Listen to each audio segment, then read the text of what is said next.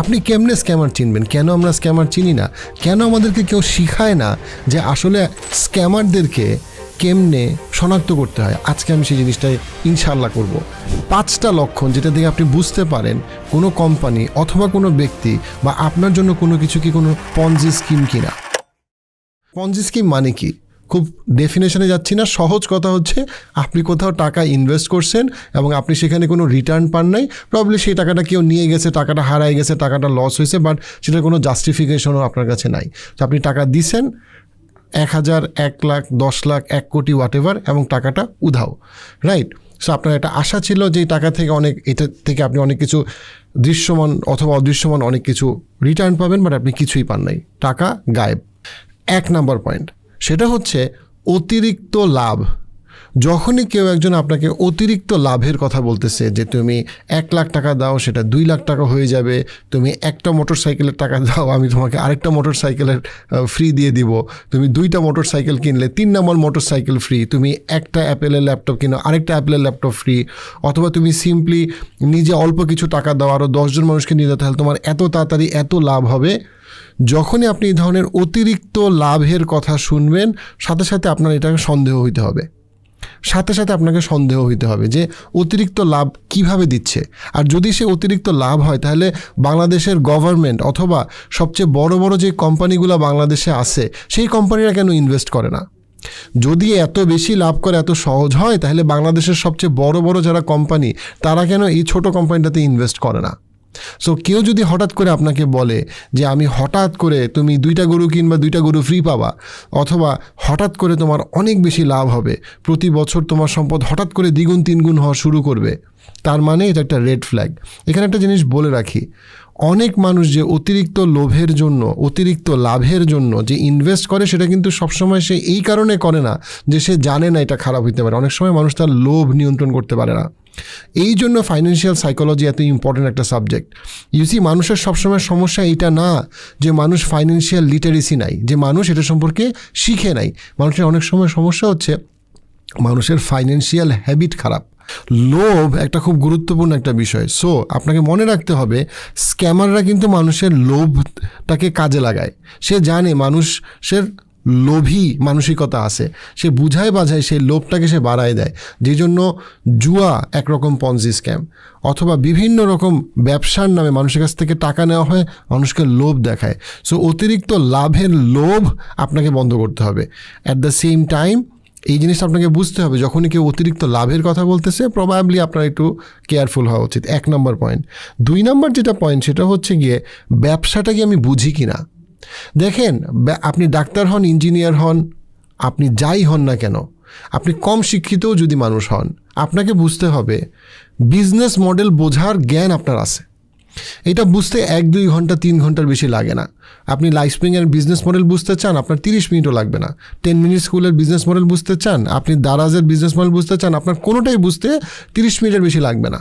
এখন আপনি যে কোনো একটা কোম্পানির ইনভেস্ট করবেন কিনা, সেটা আপনি শেয়ারে ইনভেস্ট করেন, তার বিজনেসে ইনভেস্ট করেন, আপনাকে বুঝতে হবে বিজনেস মডেলটা কি মেক সেন্স করে কিনা, বা বিজনেস মডেলটা কি স্পষ্ট কিনা। আপনি যে বিজনেস মডেল বুঝেন না সেই বিজনেসে ইনভেস্ট করবেন না। অনেক সময় অনেকে আমাকে জিজ্ঞেস করছে, ভাই আমি কি বিটকয়েনে ইনভেস্ট করবো? আমি বলছি বিটকয়েন আমি বুঝি না, বিটকয়েনে আমি ইনভেস্ট করব না। যেইটা আপনি বুঝেন না সেটাতে আপনার ইনভেস্ট করার কোনো কারণ নাই। যেটা আপনার কাছে খুব সিম্পল না, অতিরিক্ত কমপ্লিকেটেড, শুধুমাত্র জ্ঞানী মানুষ বুঝে কিন্তু আপনি বুঝেন না, সেটাতে আপনি ইনভেস্ট করবেন না। খুবই গুরুত্বপূর্ণ পয়েন্ট। আপনাকে আমি বললাম যে ভাই আপনি একটা মোটর সাইকেলের টাকা দেন, আমি আপনাকে 2টা মোটর সাইকেল দিব, এটা কি আপনি বুঝছেন কেমনে হবে? বুঝেন নাই, তাহলে এটা কিতে টাকা দিয়েন না। একেবারে সিম্পল কথা, যেই জিনিস বুঝেন না সেই জিনিসে ইনভেস্ট করবেন না।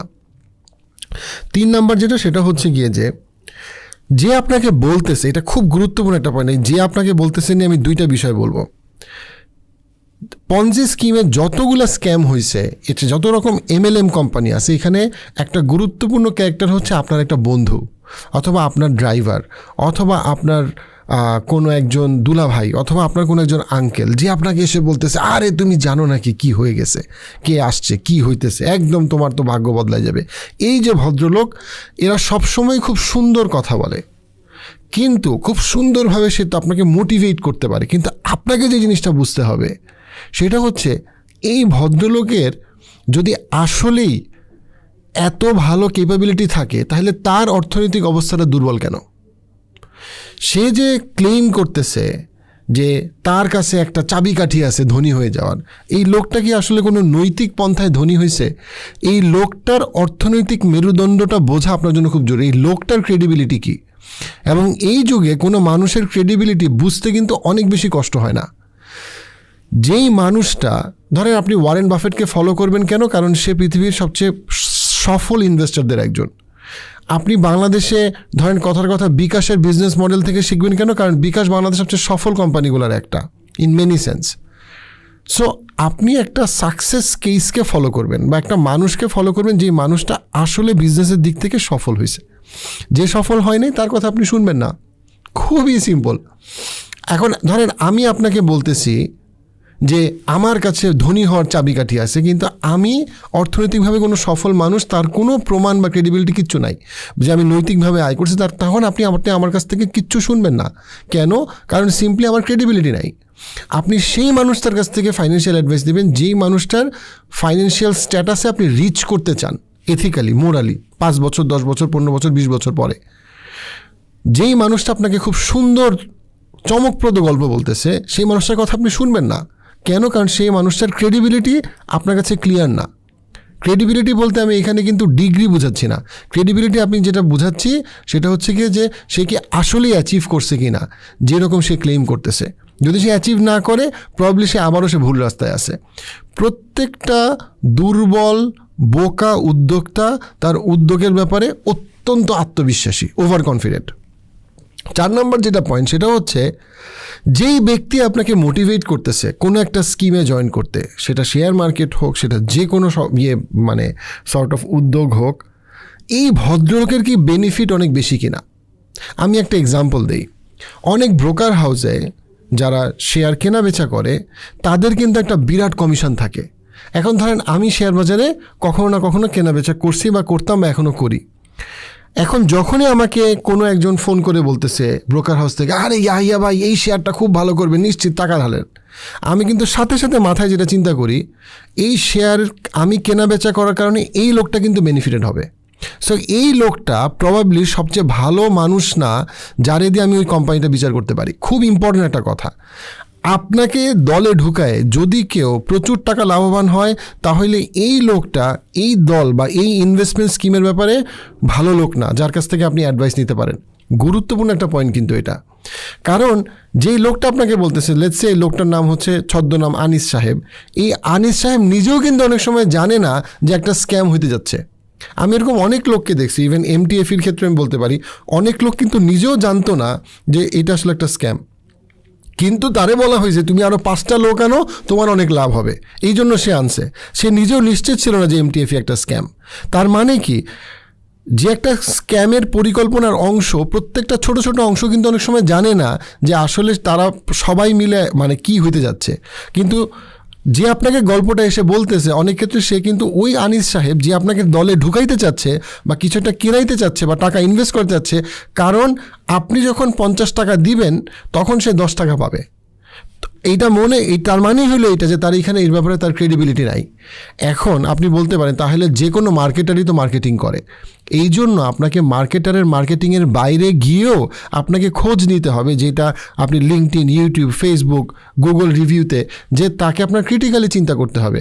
ইয়াহিয়া আমিনের কথা শুনে আপনার সবসময় লাইফস্প্রিংকে বড় মনে করার দরকার নাই। লাইফস্প্রিংয়ের যত ক্লায়েন্ট, লাইফস্প্রিংয়ে যারা বিভিন্ন কোর্স করছে, ইন্টারাক্ট করছে, লাইফস্প্রিংয়ের এমপ্লয়ি, লাইফস্প্রিং থেকে যারা সেবা নিচ্ছে, তাদের যে ফিডব্যাক, সেই ফিডব্যাকই হচ্ছে লাইফস্প্রিংয়ের ইন্টিগ্রিটি। আমি লাইফস্প্রিং সম্পর্কে কী বলি এটা যথেষ্ট না, আমার কথা যথেষ্ট না। আপনাকে যদি আপনি কোনো বড় ইনভেস্টমেন্ট লাইফস্প্রিংয়ে করতে যান, আপনাকে লাইফস্প্রিংয়ের যত স্টেক হোল্ডার আছে সবার কাছ থেকে আপনার আসলে খোঁজ নিতে হবে। 5 নম্বর যে পয়েন্ট, সেটা হচ্ছে গিয়ে অনেক কিছু কিন্তু পঞ্জি স্কিম না, কিন্তু আপনার জন্য সেটা পঞ্জি স্কিম যখন আপনি না বুঝে করেন।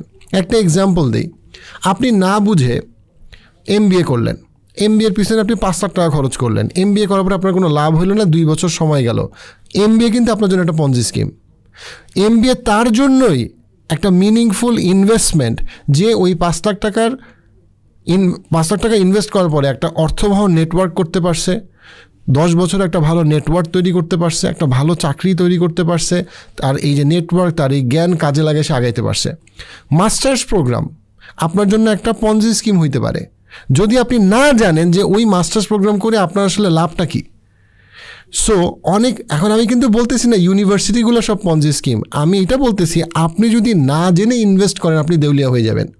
যদিও ইউনিভার্সিটি, ওই একই ইউনিভার্সিটিতে আপনার বন্ধু আহসান হাবিব, সে হয়তোবা মাস্টার্স প্রোগ্রামটা এমন একটা মাস্টার্স প্রোগ্রাম করছে যেটা করে সে জানতো এক্স্যাক্টলি তার লাইফে কী লাভ হবে এবং সেই প্রোগ্রেসটাকে সে এনজয় করতেছে। আপনি শেয়ার মার্কেটে ইনভেস্ট করছেন, শেয়ার মার্কেট পুরোটা পঞ্জি স্কিম না, কিন্তু আপনি না জেনে না বুঝে ইনভেস্ট করছেন, বোকার মতো কোনো একটা কিছু কিনছেন, তারপরে আপনার টাকা হারায় গেছে। এখন আপনি বলতেছেন পুরো শেয়ার মার্কেট একটা পঞ্জি স্কিম, বিকজ আপনার জন্য এটা আসলে একটা পঞ্জি স্কিম। সো এই 5টা জিনিস যদি আমরা মনে রাখি, 5টা লক্ষণ, যে আমি কি কোনো পঞ্জি স্কিমে ইনভেস্ট করতেছি কি না, বা এই যে ইনভেস্টমেন্টটা এটা কি আমার জন্য একটা পঞ্জি স্কিমের মতো কোনো কিছু হয়ে যাবে কি না, that is extremely important. So আমরা যদি এটাকে মাথায় রাখি, দেন আমরা ফাইন্যান্সিয়ালি আরও অর্থবহভাবে আমরা অর্থনৈতিকভাবে সফল হতে পারবো। ওয়ারেন বাফেটের একটা চমৎকার কথা আছে, একজন জিজ্ঞেস করছে সবাই কেন আপনার মতো বড়লোক হইতে পারে না। উনি বলছেন কারণ সবাই খুব তাড়াহুড়া করে বড়লোক হইতে চায়, কেউ আস্তে আস্তে বড়লোক হইতে চায় না। জীবনে বড়লোক হওয়ার দিনের শেষে বা আর্থিকভাবে সচ্ছল হওয়ার চিন্তাটা হচ্ছে আপনি টাকা জমাবেন, ওই জমানো টাকাটাকে আপনি কোনো ভালো স্কিমে ইনভেস্ট করবেন, সেই রিটার্ন কম্পাউন্ড হবে এবং সেইভাবে আপনি আস্তে আস্তে আপনার সেটা সেটা জমি হোক, সেটা অ্যাপার্টমেন্ট হোক, সেটা শেয়ার মার্কেট হোক, আপনি এইভাবে গ্রো করবেন, বা আপনার বিজনেসে ইনভেস্ট করা হোক, সেটার মাধ্যমে আপনি গ্রো করবেন। এবং ডেফিনেটলি আপনার জন্য, যে কোনো মানুষের জন্য, তার প্রথম এবং সবচেয়ে মৌলিক গুরুত্বপূর্ণ ইনভেস্টমেন্ট হচ্ছে তার নিজের জ্ঞানের উপরে ইনভেস্ট করা, সো দ্যাট সে যেই ইনভেস্টমেন্ট বা যেই মানি ম্যানেজমেন্টে সে যাচ্ছে তার জন্য সে প্রিপেয়ার্ড।